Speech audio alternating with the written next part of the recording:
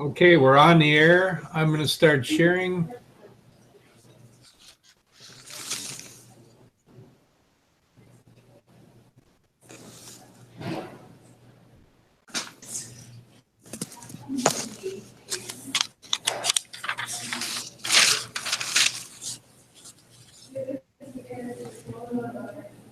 Okay, so let me get those pictures out of there so we can see the screen better.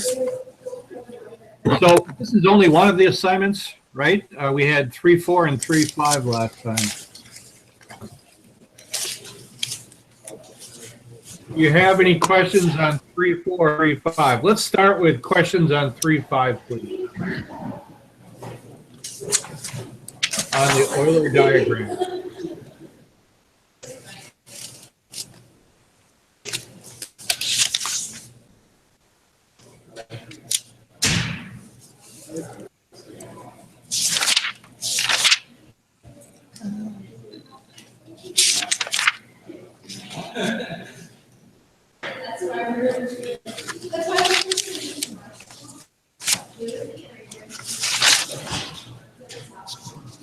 Number 25. 25, did I hear? Yeah. Oops. All right, let's see. If this doesn't do it, I'll redraw it. But number 25 says, what are we supposed to do here? You're supposed to use Euler diagrams to determine which, if any, of these arguments are valid. Okay, 25.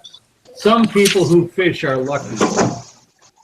So because of the some people who fish lucky, I drew the fish and the lucky circles so they partially overlap, so that some of the items would be in both. And then the second part of that, Fred is unlucky. So where does Fred go? And I put little X's for the two locations.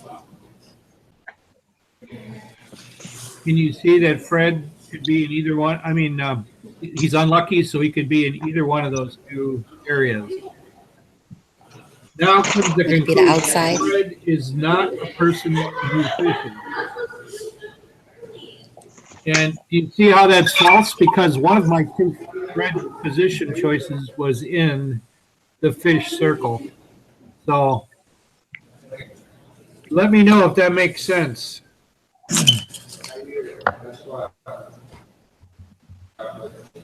Michelle, you might have to mute your mic, at least until you ask a question. Got it. I could do it too, but thank you. So I think that, Lottie, I think that was your question. Does that make sense? Yes. Okay. And then were we supposed to go up to 20? I didn't hear the end of your question. I thought that were we supposed to go up to 25 or 35? I don't remember. Can somebody tell me? I thought it was 25. Yeah, I didn't rewrite the slide, so okay. That's fine. Okay, cool. Yeah, I made the change on the slide, but I didn't make it on this in this new presentation. So you're just fine. Okay.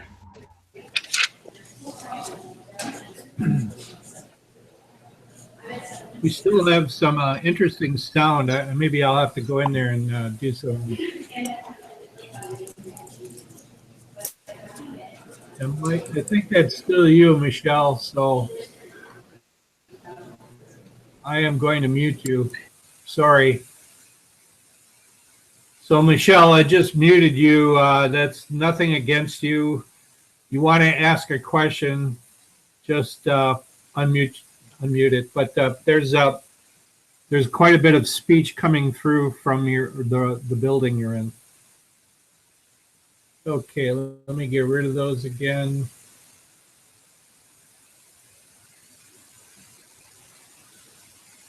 Oh, can't get rid of the.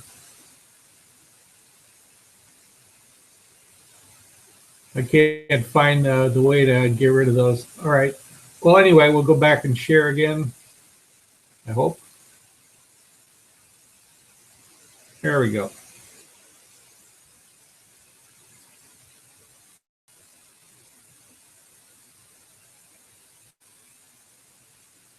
I can't seem to get rid of the pictures again, but that's, oh, and you guys are not seeing my screen, are you? There we go. Are you guys seeing my screen? Yeah. Okay, thank you. Other questions on 3. Let's see if we have any others on 3.5.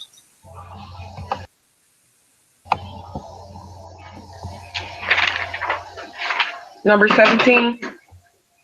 17, thank you. All right.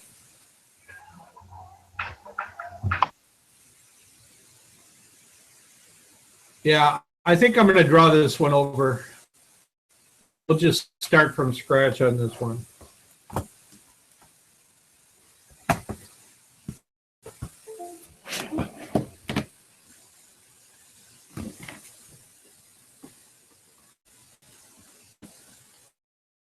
Cable come out here.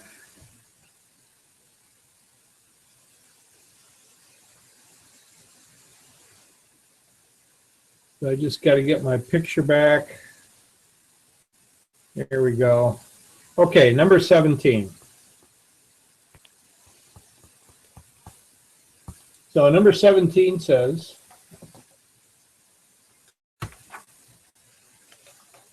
all mathematics teachers have publications. So if you're a math teacher, then you have a publication.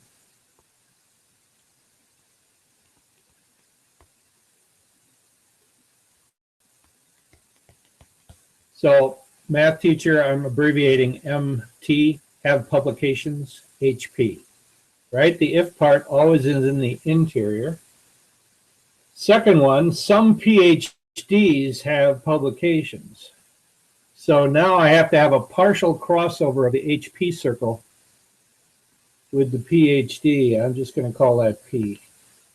Okay, so one option would be, we could have that be the PhD one. We could have this happen. So all I'm trying to do is get a partial crossover of the HP circle with the P circle, and those are two ways. Here's a third way.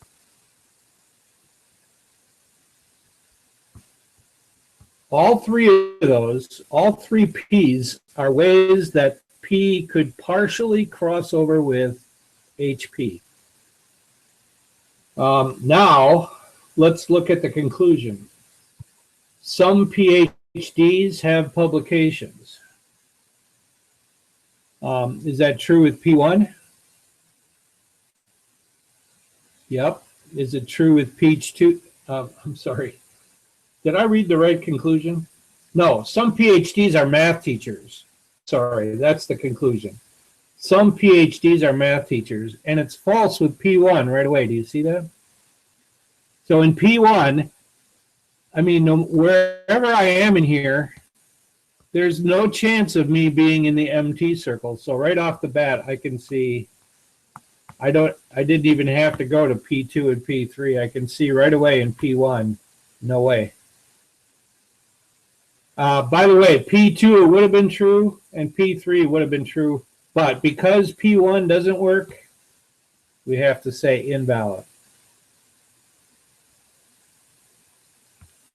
Let me just compare. Yeah, it looks totally different, but we came up with the same conclusion. All right, thanks. That's another good question. Any others on 3.5?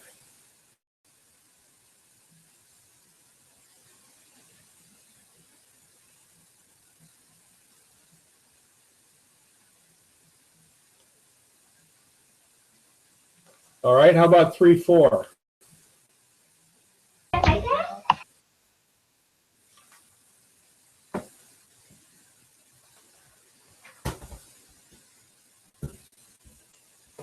Did I hear somebody trying to ask a question? I didn't get a question, though. Did anybody have a question on 3.4?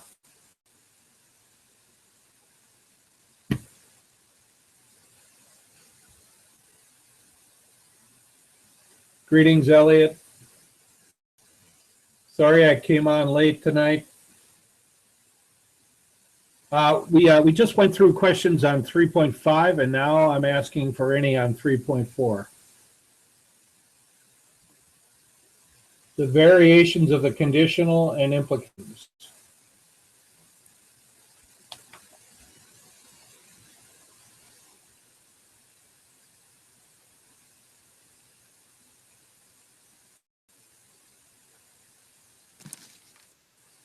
I have a question on 23. All right, 23 on that one. Okay, I need to load that. Hang on just a sec. So this is 3, 4, number 23.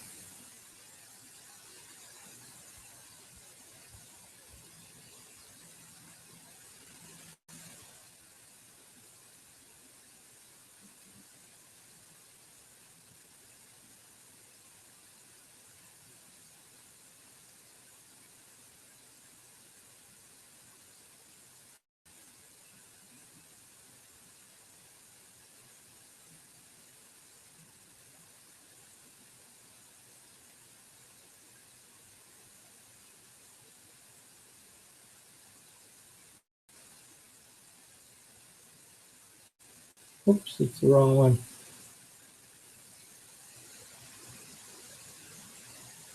What, I have both the same one? 3, 4. This should be the right one. Huh. That's 3, 6.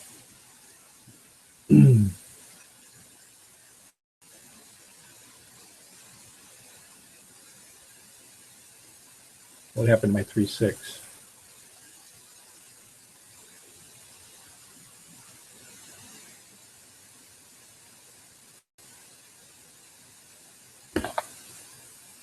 Oh, there it is. Excuse me. I see it was on the wrong screen. Sorry about that. All right. Now, 3, 4. What was that, 23? Did you say 23, Susan? Yes, please. Sorry, really late here. All right, 23.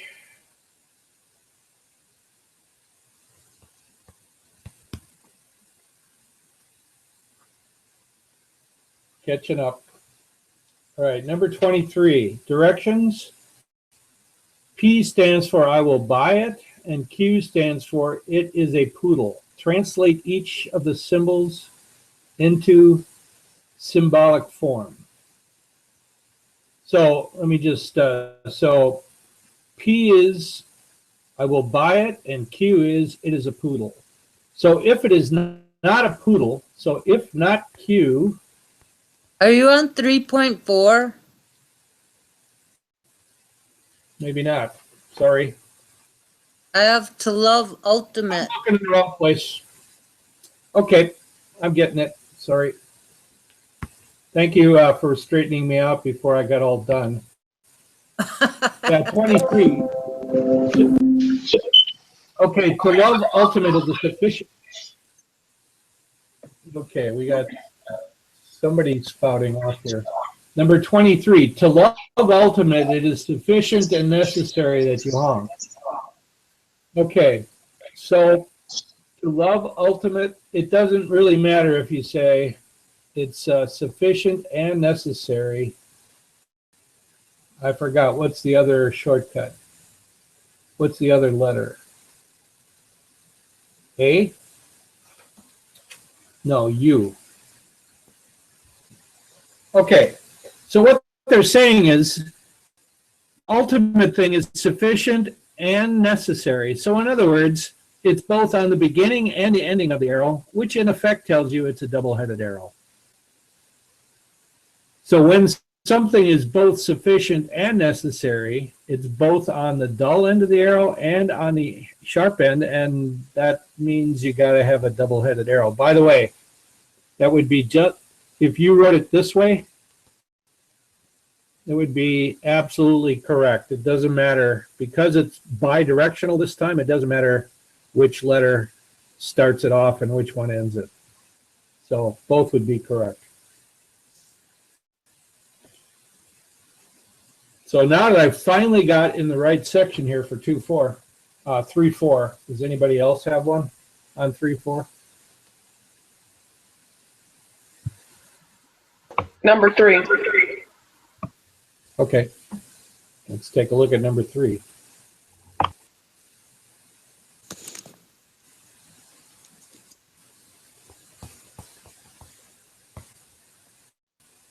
So in the beginning it says let P and Q be defined as they are in the problem. Okay, 3 says you have no cavities only if.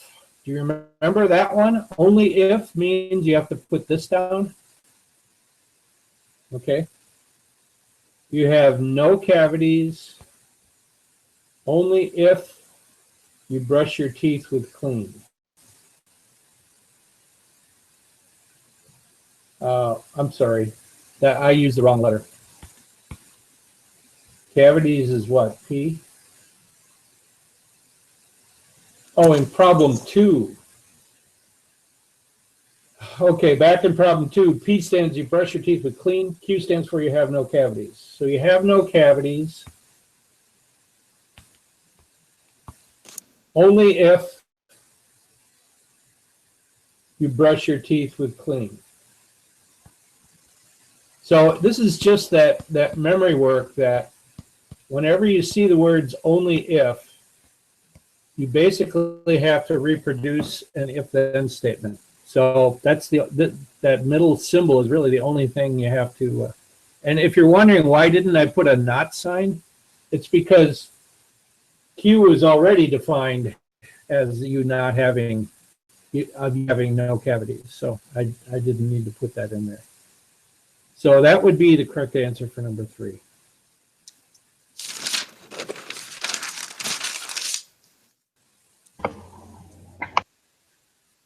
Point 4.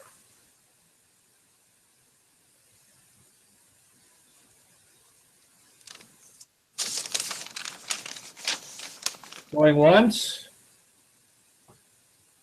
I mean, I'm not in a rush. I just, if I'm convinced there aren't any more, then I'm going to move on. But one more time, are there any other 3.4 questions? Or if you want to still throw a 3.5 in head.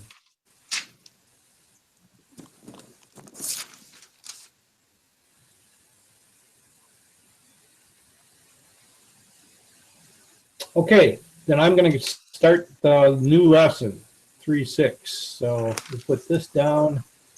We'll come up with this one again. And we'll go to the new lesson.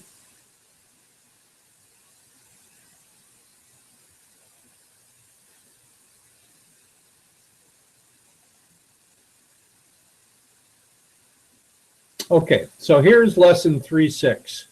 And there's the title that is in the book, Truth Tables and the Validity of Arguments. I think I'm just going to make this full size so you guys can see it better. The only problem is I'll have to do a little scrolling up and down, but that's okay. So 3.6, Truth Tables and the Validity of Arguments. Now, the 3.5 lesson was finding the validity of arguments with Euler diagrams. So this is the same topic, the validity, are they valid or not, of arguments, but this time, instead of drawing circles, Euler diagrams, this time we can actually do it with a truth table. I like these just a little bit better because you never have a doubt as to whether you finished. In the Euler diagrams, there was always a little bit of, hey, have I drawn enough possibilities here? You never have that problem with truth tables.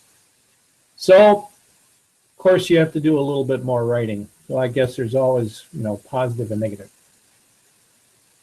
So as you can tell from the slide, we're now going to be doing truth tables.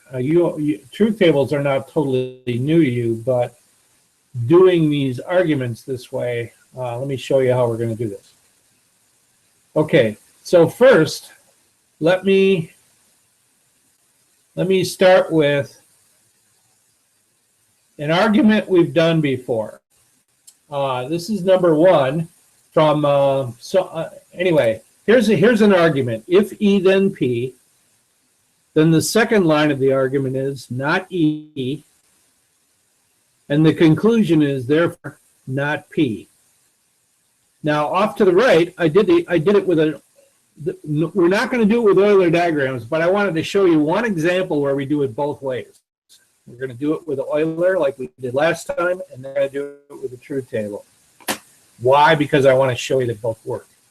So if E then P, you notice the E is inside of the P. Okay, second premise is not E, and I put those purple X's in two places where they would be outside of circle E. Right? I can't put them inside, so I mean that's the only two general places we have. Now look at the conclusion. Am I necessarily outside of circle P? And you should be able to see here that I'm not. You see how that's invalid? I am not guaranteed to be outside of circle P. So let me just pull this down a little more. So that's an invalid conclusion. All right, now, anyway, that's the way we did it last time. Now we're going to do it the new way. And the new way is to do a truth table. So I'll show you how to get that set up. So the first thing we got to do is you got to make, first of all, the good news is we only have two letters, E and P. So you know how that goes. We have the standard 4-row truth table. Now, do you notice how I have a column for each one of the statements in the argument? Here's the first one. Then here's the second one. And then the conclusion. You see that? So we have to have a column for each line of the argument. Okay. Not very difficult logic statements. We already know the rule for if E then P, right? Only false when the first one's true and the second one's false. That line right there is the only one that's false. The rest are true. Not E. Well, that's like super easy. That's just the opposite of E. Instead of TTFF, it's FFTT. And then not P. Boy, this couldn't have been much easier. The opposite of TFTF is FTFT. All right, now here's the only part that's new. You need to circle the rows in the truth table where all the premises are true. Now, in this case, there are two premises, right? You guys remember what premises are? Premises are simply the things above the conclusion line. So up on top here, premise, premise, PP, and underneath where you have the triple dots, that's the conclusion. So what you need to do is circle all the rows in the table where all the premises are true. So here's, I mean, you can see this premise is true, this premise is true, so I need to circle that row. And here again, the two premises are true, so I need to circle that row. And now, here's the final kicker. Look in the conclusion of the circled rows. Do any of them have a false conclusion? And right here, you see a big old fat F. That tells me that's an invalid argument, which totally agrees with what we set up here using Euler.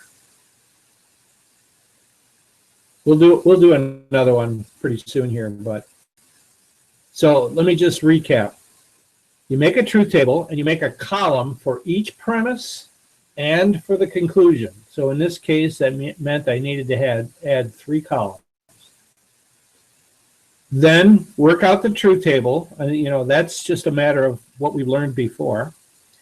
And then the only new thing is find all the rows where all the premises are, I don't want to use the word both because there might be premises, and then the word both wouldn't be good. That doesn't happen very often. But here we have two premises. This row has both the premises true, so we want to circle that row. And this row has both the premises true. These two up here don't, so we didn't circle those. Now, in those two circled rows, did we have any false conclusions? And the answer is yes. All we need is one to make it invalid. So that argument is invalid. And you don't have, this part, you don't have to do the Euler diagram. I just threw that in to tie that in with the previous. So am I hearing a question coming? Go ahead. Somebody have one there? Okay, let's take a look at another one.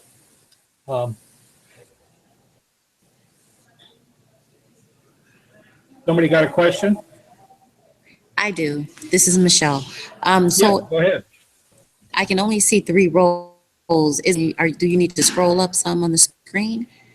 Oh, it looks to me like they're all visible. Okay, I can't. Now I can almost see it. Yep, I can see it now. Okay, because I was confused. Okay. That's interesting. I can see quite a bit more, so I'm wondering. Okay, well, I'll try to. Yeah, sorry about that. Okay, thanks.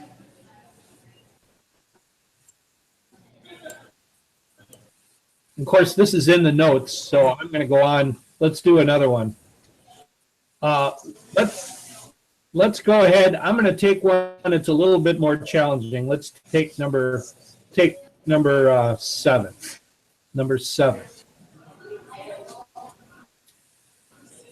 And 7, I think that's on the assignment.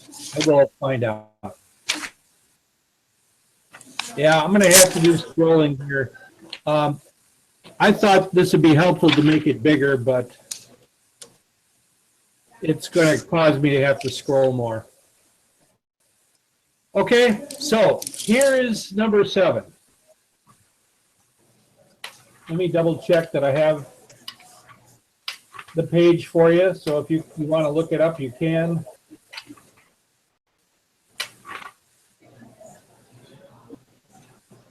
Yeah, this is the one in the book. This is page 164. Okay, number 7. So here it is in words. If I work, then I have money. So do you see how I got if W then M?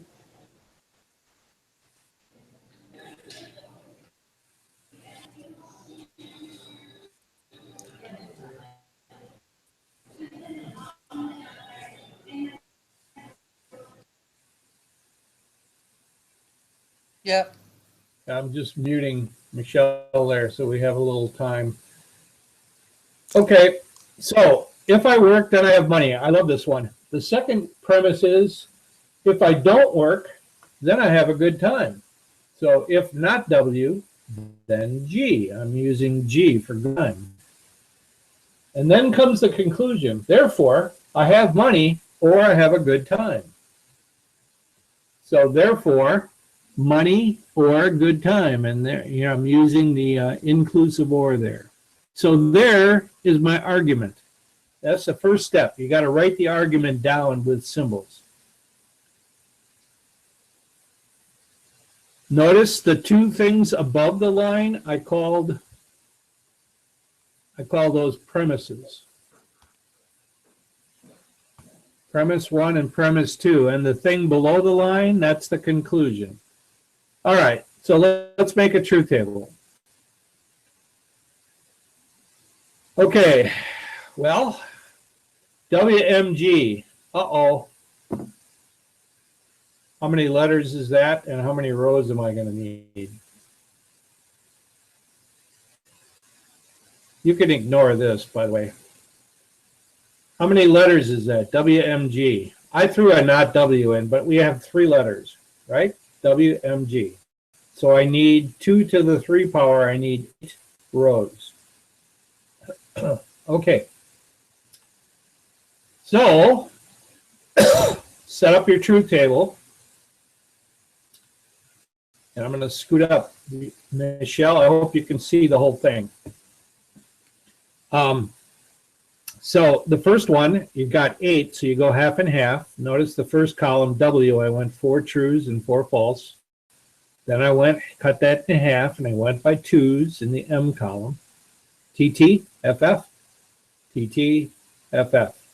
And the third one, just go by 1s. TF, TF, TF, TF. Then I need a column for each one of these things in the up on top here, okay? So I needed a column for if W then M. There it is, right here. I needed a column for if not W then G. There it is. And then I need a column for the conclusion, M or G. So now it's time to just, you gotta buck up and you gotta do the truth table. Okay? So what's the rule for if then? Only false when the first one's true. Now you got a lot to look at. You're looking at these two columns right. W and M. That's what we got in this first statement.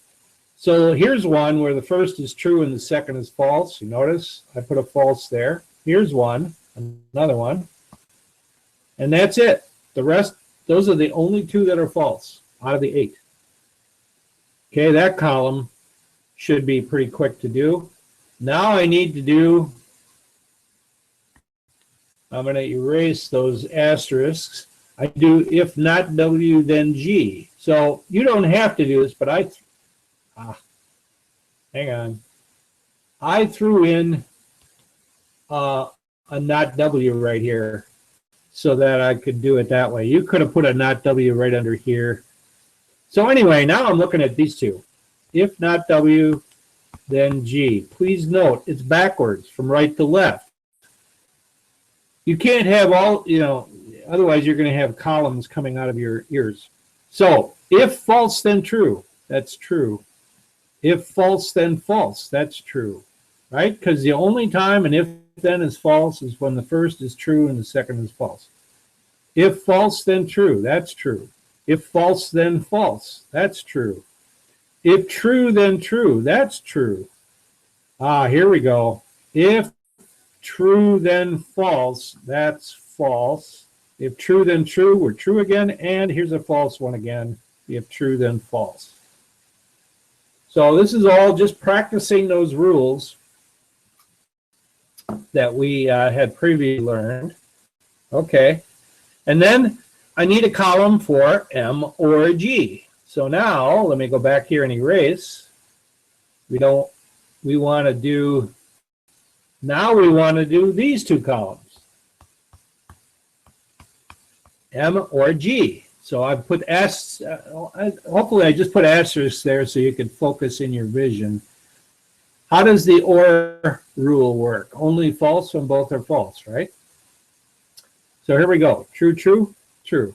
True, false, true. False, true, true. Here's one where they're both false. So that's false. True, true, we're good. True, false, we're good. False, true, we're good. And here's another one down here on the bottom that results in a false. Okay.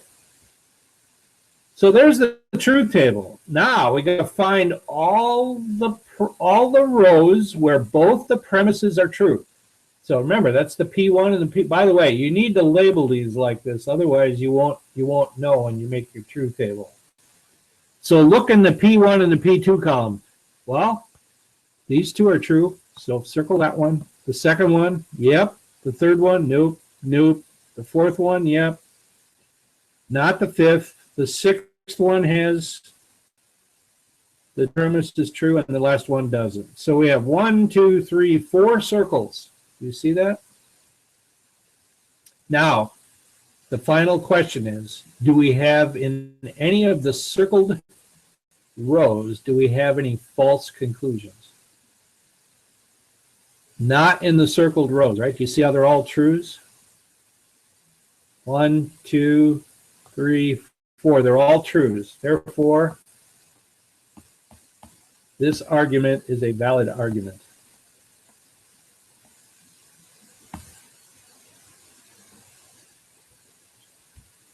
So, you know, it's more writing, and it's really going to hit hard on. You got to know all your logic rules.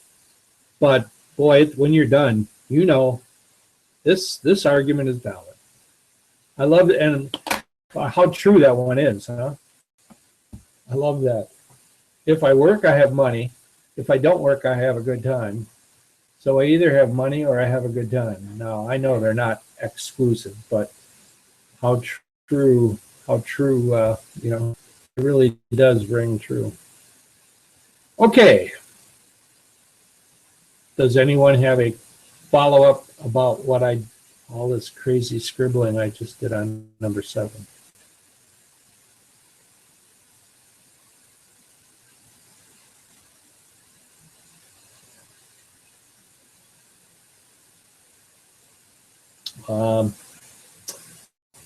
All right, so I usually give you guys odds, so we should do probably a couple evens here. Huh? How about if we do number 10? Now I'm picking ones that are a little bit harder, okay? On the assignment, you won't get too many of these 8 rowers like we just had. We just one that had 8 truth table rows. But I'm pushing a little harder on the I'm trying to show you a couple longer ones, and then when you get to your assignment, they shouldn't be quite that long. So let's take a look at number 10. So this is actually from the 3.5 assignment, and where we found it was valid. So let me find it. Number 10 from 3.5. You don't have to, I'm going to go back and look. I just want to read it to you. So we already did this with Euler diagrams, but it's good practice. So number 10 says, all students are dedicated. So you see that this is there's my first premise. If you're a student, then you're dedicated. Premise 1. Premise 2, all wealthy people are students. So if you're wealthy, then you're a student.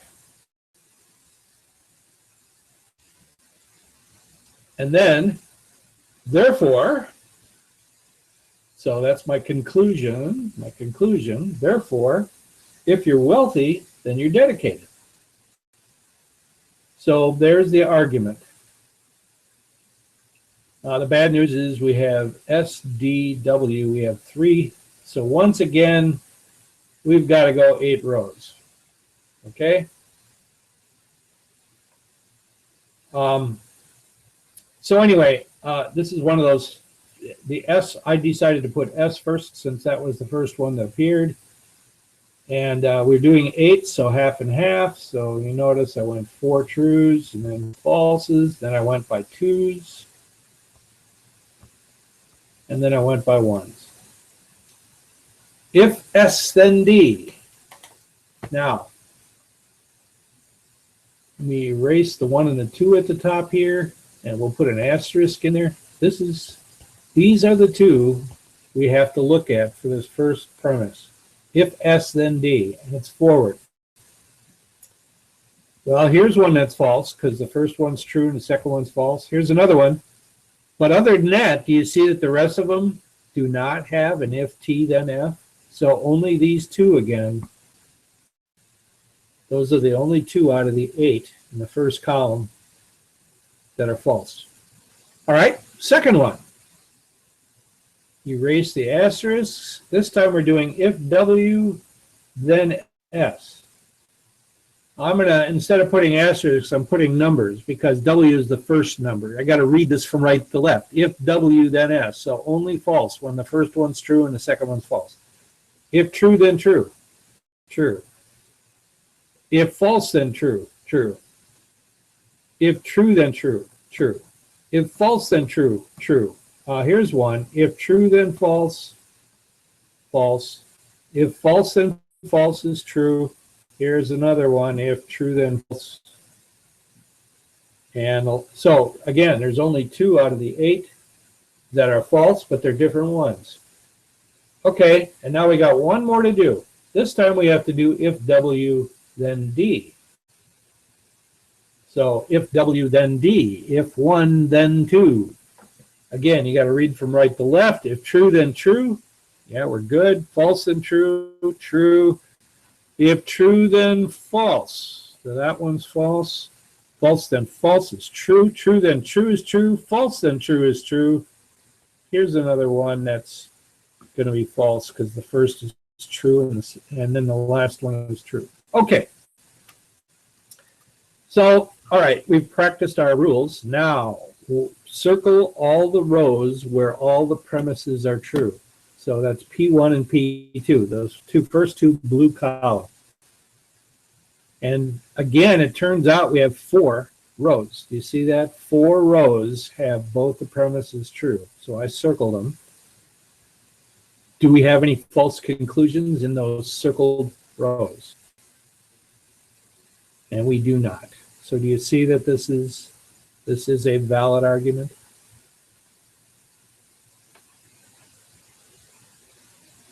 So, time out. Questions?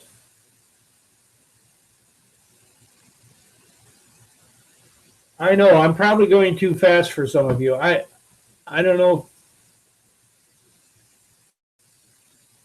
I'm trying not to. And you can go back and look at these, but most of what I'm doing is I'm reviewing those rules again, and hopefully you've cemented those in your brains by now.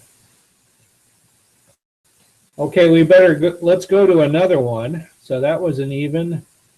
How about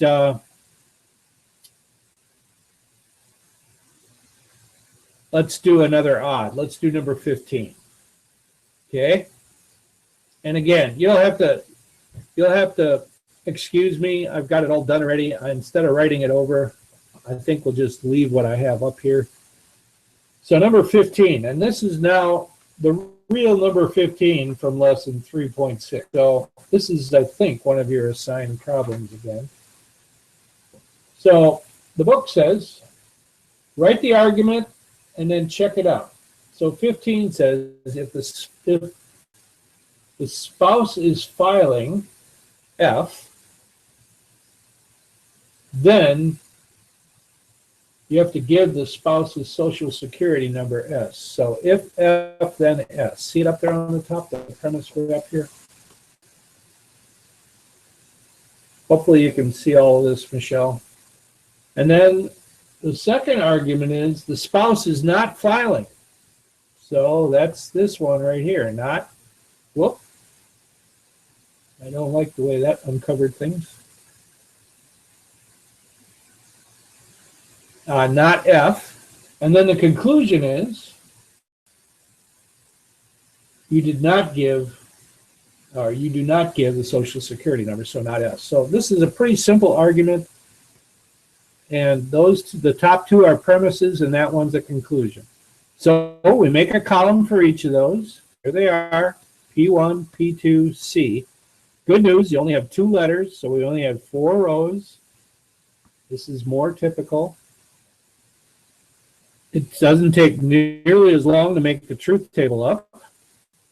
And I'm going to just show you, go right to the bottom line. Do you see that? How many rows are both the premises true? Just those bottom 2. Do we have any false conclusions? Yeah, she kind of sticks out like a sore thumb right there. That's why this has to be an invalid argument. Not valid.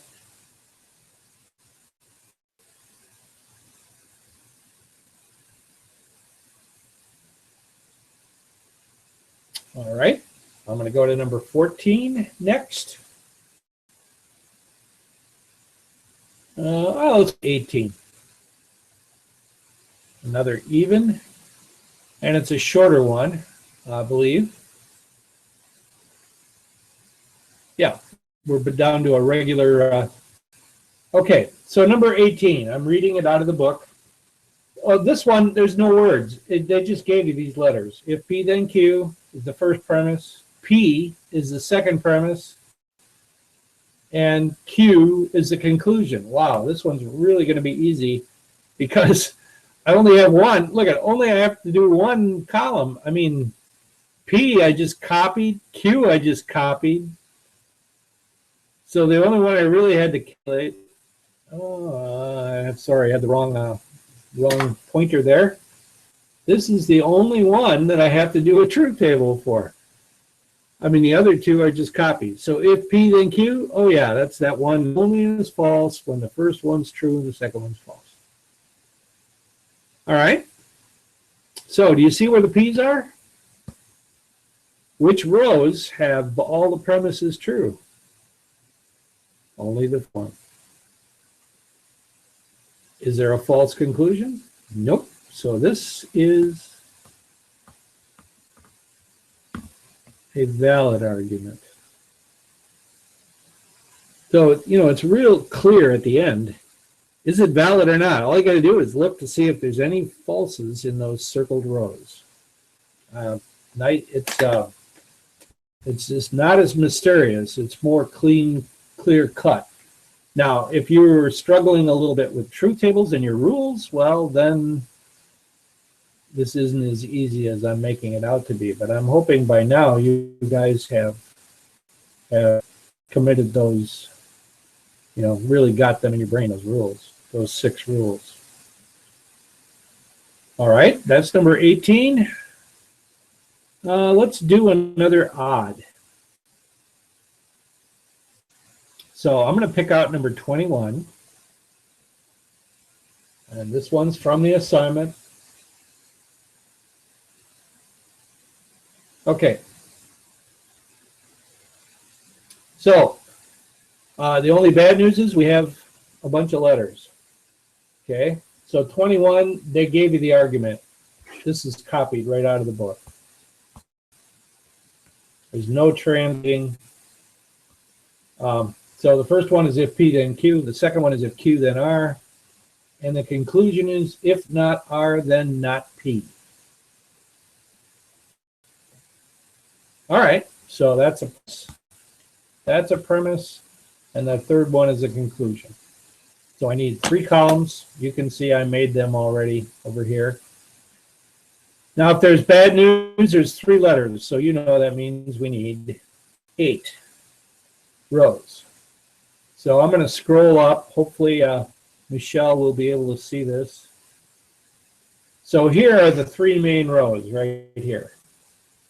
P, Q, and R. The not R and the not P I only needed because I had, you know, these 2 guys right here. They're part of that last argument. You had some negations. You don't have, you know, so sooner or later you got to do a not. But the main 3, P, Q, R, so I need 3 columns. Excuse me, I need 8 rows. But by now, I think you guys know how to do that, right? Half and half, 4 and 4, then go by 2s, and go by 1s. So that's not new. Okay, so let's make the first, here's our first column. That's the first premise. If P then Q. Well, how many times have we done if then? Only false, when the first is true and the second is false. So here's a row, and those are the only 2 again, out of the 8. Okay. So that was if P then Q. Now we have to do if Q then R in the second column here. So if Q then R, using the 1 and 2 notation in the beginning there. So at least it's left to right. So here we go. If true then true, we're good. If true then false, no, that's false. If false then true, that's good. False then false, we're good. True then true, we're good. Here's a bad one. If true then false, false. False, true, true, false, false, true. So again, only 2 of the 8 are false. All right, now we got one more column. I'm going to get rid of those. And now we got to do if not R, then not P. So now we're doing these 2. All right, false, false. That's good. True, true, false. That's false. False, false, we're good. True, false, not good. False, true, we're good. True, true is good. False, true is good. True, true is good. So there we go with our last column. Is now we got the truth table done. Where are the P's in the first two columns? Circle all the rows that have those first two columns with a true, and you see that I have four circles. Do we have any false conclusions in any of those? We do not. Therefore, this too is a valid argument. So I didn't expect you to write these all. I mean, you can look in the notes. You don't have to sit. I hope you're not sitting there killing your wrist trying to write these. But what you should be doing is thinking them through with me. And of course, we're also just going over the rules and the rules and the rules. Here we go. Just like I promised you, the rules are so much of this chapter. All right.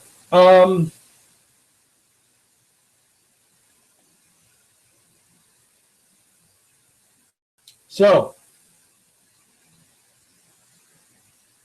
there is one other part to this lesson. It starts with the exercises, starting with number 22. And I think what I'm going to do in that case is I'm going to save that for when we're together. So I'm going to have to modify the assignment again.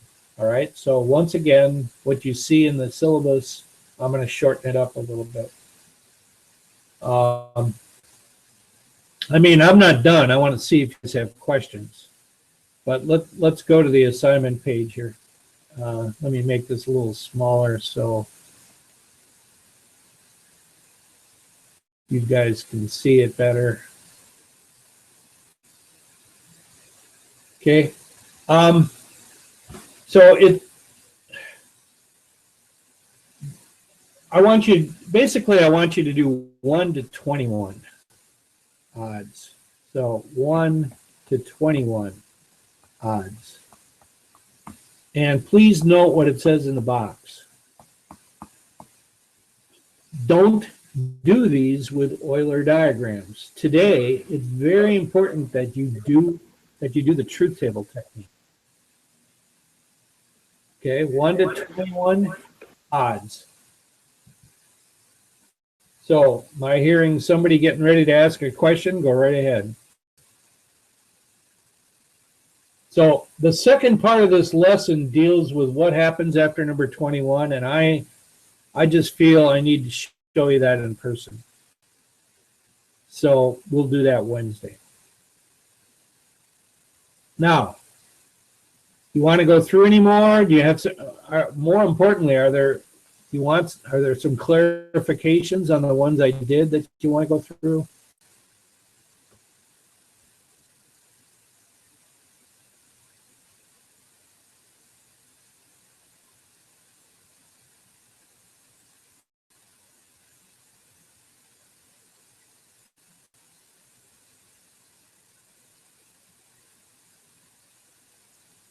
I see a bunch of you have gone in and out. I hope you're not having problems with the video or the sound. Yeah, Michelle's back for about the third time. Hi, Michelle. I hope I'm not causing your problems.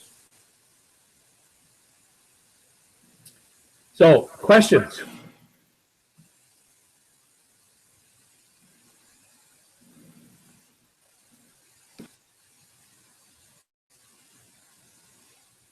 So what's the task then? These first 21, what you want to do is, first of all, write the argument. And that usually means you have to write something like, here, let me just take a look at number 18 that we did. This part right up here on the top. Here, let me make a square around it.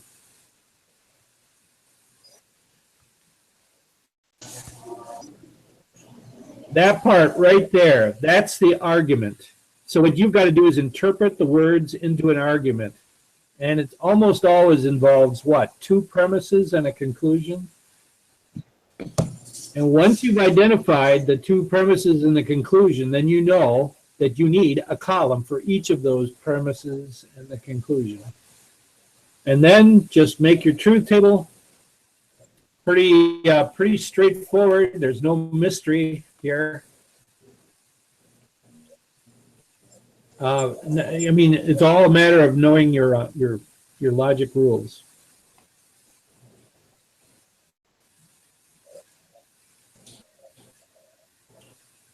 I'm not hearing any questions, so I'm going to just try a couple more moments here. Don't be bashful.